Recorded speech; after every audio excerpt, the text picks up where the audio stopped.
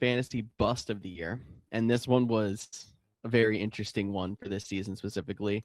I'll start with the running back. We got Ashton Genty on the list and his super elevated ADP 10, running back 6.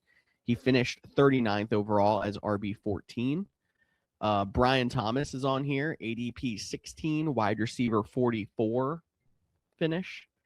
And then Justin Jefferson, who went 6th overall, wide receiver, I think it was either 2 or 3, finished as wide receiver 28.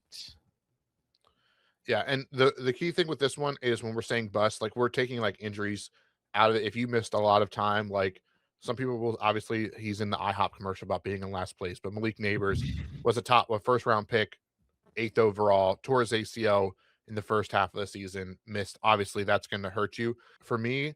And although I think Ashton Genty, because of where he finished, is a tough one, finishing at RB14, drafted as RB6, that's not as big of a drop off as the 2 wide receivers. And I go back and forth on this one. I mean, I think like the obvious answer might be Justin Jefferson.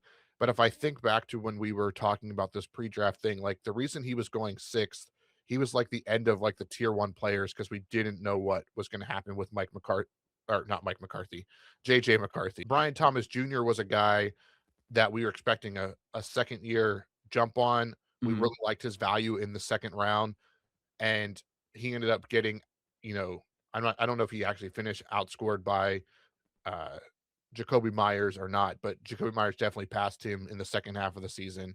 So not only did Jacoby Myers finish ahead of Brian Thomas, but Parker Washington ended up finishing ahead of him as well. It's really tough for me because, like I said, Justin Jefferson, the all-star, you took him to the top.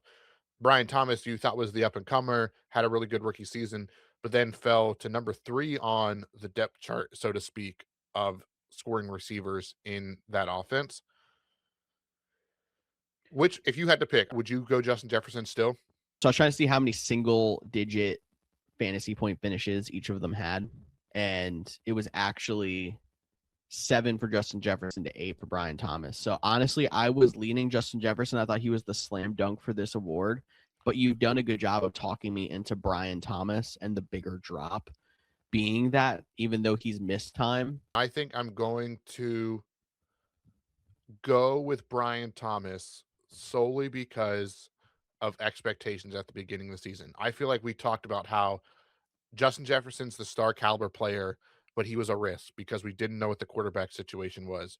And Brian Thomas felt like the guy that you would pair with a running back to be your wide receiver 1, and it really let you down